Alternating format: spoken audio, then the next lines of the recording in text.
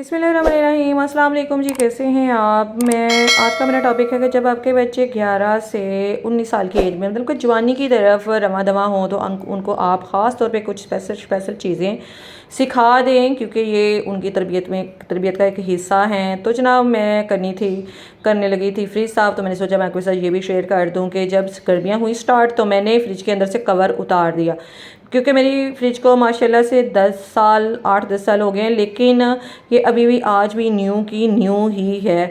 इस वजह से कि मैंने स्टार्ट में इसके अंदर कवर डाल दिया था, तो कवर मैंने हटाने की वजह से क्या हुआ, जो इसकी जालियाँ हैं उसके ऊपर से गंद लगना शुरू हुआ। शुक्र है अभी वहाँ के जो है ना पेंट तो ख़राब नहीं हुआ, लेकिन जो है ऊपर से गंद लगना स्टार्ट हो गया, तो मैंने दोबारा से इसके ऊपर कवर डालने लगी थी। तो मैंने सोचा आपके साथ शेयर करती हूँ जी। आते हैं अपने टॉपिक की तरफ। जब बच्चे नौजवानी की तरफ यानी कि 9 से 19 साल की एज में दाखिल हो रहे हों तो इन्हें कुछ बातें आप ख़ास तौर पर बताएं। नंबर 1 कि वो अपने नाखून हमेशा साफ़ सुथरे रखें और दुरुस्त अंदाज में काट कर रखें, इसलिए कि लोग सबसे पहले आपके नाखून ही देखते हैं, सिर्फ देखते हैं, कुछ कहते नहीं हैं।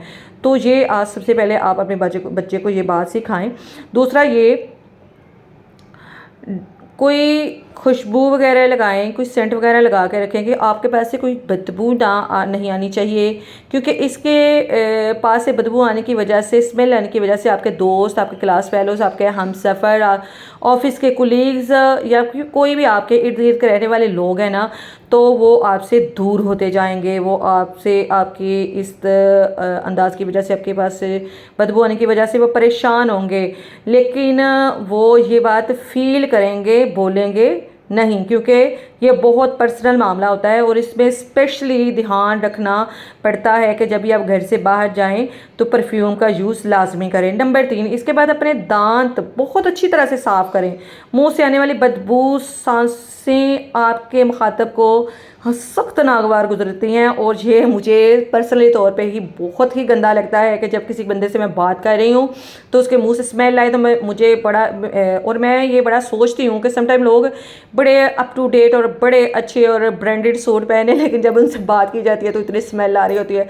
जब किसी हॉस्पिटल में जाए या कुछ ऐसा तो मुझे खुद ये बड़ा गंदा फील होता है। तो बच्चों को स्पेशली, मेरे छोटे छोटे बच्चे हैं, मेरा अरहम जो है अभी वो 2 साल का था तो मैंने उससे टूथपेस्ट करना सिखा दिया था। तो मेरे बच्चे 2 साल 1.5 साल के होते हैं तो मैं उनकी आदत बना देती हूँ, ठीक है जी। और गर्दन, नंबर 4 के गर्दन और कान की सफाई बहुत तवज्जो से करनी चाहिए। नाक के बाल हर हफ्ते काटें। नाक के अंदर से बाल होते हैं छोटे छोटे, तो उसे निकाल देना चाहिए। गर्दन बहुत अच्छी तरह मल कर साफ़ करनी चाहिए, कि ये ना हो कि आप नहा के निकले तो आपकी गर्दन फुल ब्लैक हुई पड़ी है। और कानों की मैल भी जो है ना वो भी अच्छी तरह से साफ़ करें, क्योंकि कोई इसके बारे में समझाता बिल्कुल भी नहीं है, बस देखते हैं लोग और खामोश रहते हैं, लेकिन आपके नंबर कट जाते हैं। फिर नाक, कान, मुंह में उंगलियां बिल्कुल भी नहीं डालनी चाहिए, नाखून नहीं चबाने चाहिए, बार बार नाक, चेहरा, सर को नहीं खुजाना चाहिए। ये भी बड़ी ऑकवर्ड सी बात लगती है, ये बिल्कुल अच्छी नहीं लगती। ज़रूरत हो तो बहुत नफासत से, सलीके से ऐसा कर सकते हैं। मसलन नाक में खारिश हो रही है तो उंगली से नहीं, टिशू, रुमाल या उल्टे हाथ की पुश्त से आहिस्ता से खुजा सकते हैं। सीधे हाथ से तो हरगिज़ भी नहीं, क्योंकि इससे आपने किसी से हाथ मिलाना होता है। इसलिए बेहतर है रुमाल या टिशू पेपर वगैरह अपने साथ रखें, क्योंकि इससे भी नंबर आपके कट जाते हैं। इसी तरह जिस्म के महसूस हिस्सों मतलब कि शर्मगाह वगैरह या सरेआम कभी टच ना करें। चंद मज़ीद हदायत जो कि याद दहानी के लिए अक्सर दोहराते हैं। नंबर 1, चाहे शलवार हो या पैंट, अंडरवेयर ज़रूर पहने। घर से बाहर जाते वक्त ऐसे ही मुंह उठा के बाहर ना निकल जाएं। अगर आपके बाल बिखरे हुए हैं तो रवाना होने से पहले हाथ मुंह धो लें, बाल बनाकर, दुरुस्त लिबास पहनकर, अपने जूते पहनकर साफ़ करके जाएं। चाहे आप करीब की मार्केट में ही कुछ सामान वगैरह लेने जा रहे हैं तो ऐसे आप बाहर निकलें, ये भी बच्चों को आप लाजमी समझाएं। नंबर 3, शूज़ की पॉलिश और सफाई का ख़ास ख्याल रखें, क्योंकि आपकी शख्सियत के बारे में लिबास से ज़्यादा आपके शूज़ बताते हैं। नंबर 4, आधे पौने पजामे, अधूरी शर्ट्स और टाइट्स सख्त मायूब लगती हैं। ख़ास तौर पर लड़के जब मसाजिद में जाते हैं ना तो उनको शलवार कमीज़ में ही होना चाहिए। कोशिश करें कि वो शलवार कमीज़ में ही जाएं। आधे बाजू की शर्ट वगैरह और जीन की कमीज़ आपसे पीछे खड़े नमाजियों को बहुत परेशान करती हैं, इनकी तवज्जो आपकी तरफ हो जाती है। तो ये भी बात, जब आप नमाज़ पढ़ने के लिए बच्चों को भेजें तो बिल्कुल उनका लिबास जो है ना वो शलवार कमीज़ ही करें, उनको बताएं ये बात।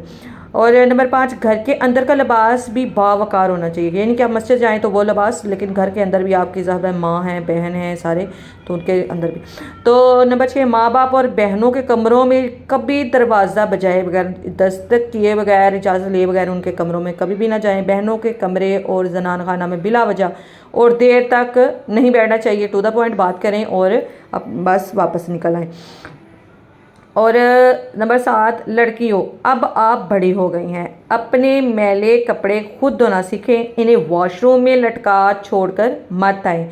नंबर 8, अपनी ज़रूरत की पर्सनल चीज़ें अपनी अलमारी में रखें। नंबर 9, बच्चे जब टीन एज में दाखिल होना तो वालिदैन बाज़ार से रेज़र और ब्लेड्स ला कर दें और अपने बाजू पर बाल साफ़ करके समझाएं कि किस तरह अपने जिस्म के अंदरूनी हिस्सों के बाल हर हफ्ते साफ़ करने हैं, ठीक है जी।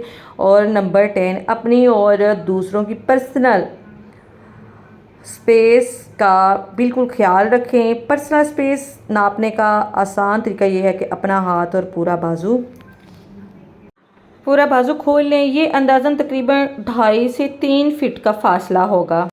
तो बात करने के मकसद ये है कि जब आप किसी से बात करें, बच्चों को ये बात स्पेशली समझाई जाए कि जब आप किसी से बात करें तो आगे बात करने के, जिस पर्सन से आप बात कर रहे हैं उसके और आपके दरमियान में 3 फुट का फासला होना लाजमी है।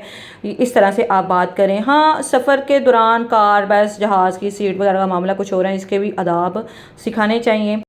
और बच्चों को समझाया जाए कि किसी का फ़ोन आए तो सबसे पहले आप सलाम करें, फिर अपना नाम बताएं, फिर मुकाम बताएं और फिर काम बताएं। यानी पहले सलाम करें, फिर अपना और अपने इलाके का, अदारे का नाम बताएं, फिर आने का मकसद बताकर इजाज़त लें कि क्या आपसे बात हो सकती है, क्या मैं अंदर आ सकता हूँ या फिर कुर्सी पर बैठ सकता हूँ। इजाज़त मिले तो ठीक है, अदरवाइज़ कह दें कि फिर सही। बगैर इजाज़त के किसी के मेज़ से एक बॉल पेन या टिश्यू भी नहीं उठाना चाहिए, क्योंकि ये जुर्म के ज़िम्मे में आता है और जुर्म के ज़िम्मे का पहला कदम होता है। एक बात मैं अपने बच्चों को अक्सर बताएं कि बेटा जब भी आप किसी से फ़ोन पे बात करें या फिर आप किसी से मिलने जाए तो अपने फेस के ऊपर हल्की सी मुस्कुराहट रखें। ये जो मुस्कुराहट होगी ना, आपके लिए आपकी कामयाबी के बेशुमार दरवाजे खोल देगी। लड़के किसी से हाथ मिलाएं तो पूरा हाथ मिलाएं, गर्म जोशी से इसके साथ नज़रें भी मिलाएं। ये नहीं कि मुंह इधर उधर और बात इधर उधर और वो हाथ भी सही तरीके से नहीं मिला रहे हैं। इसके अलावा जब वो खाना खाने बैठे हैं, दस्तरखान पे बैठे हैं, तो मोबाइल बिल्कुल भी यूज़ ना करें। मोबाइल साइड पे रखते हैं, क्योंकि आजकल बहुत बड़ा ट्रेंड चल रहा है कि जब खाना खाने बैठते हैं तो मोबाइल जो है वो हाथ में पकड़ा होता है और बस वो कभी खाना पकड़ के नवाला, कभी मुंह में डाला और कभी नहीं, ऐसे भी। और दूसरा, खाना खाते वक्त एक दूसरे का लिहाज रखें और ऐसा बिल्कुल ना समझें कि खाना जो है ना सिर्फ आज के लिए ही है। तो ये थी कुछ चंद बच्चों की तरबियत के लिहाज से, बच्चों की परवरिश के लिहाज से।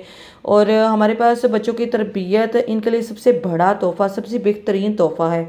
तो आप भी कोशिश कीजिए, मैं भी कोशिश करूँगी इंशाल्लाह इंशाल्लाह इंशाल्लाह कि हमारे बच्चों की एक अच्छी से अच्छी तरबियत हो जाए, क्योंकि ये सबसे अवलीन फ़र्ज़ है हमारा।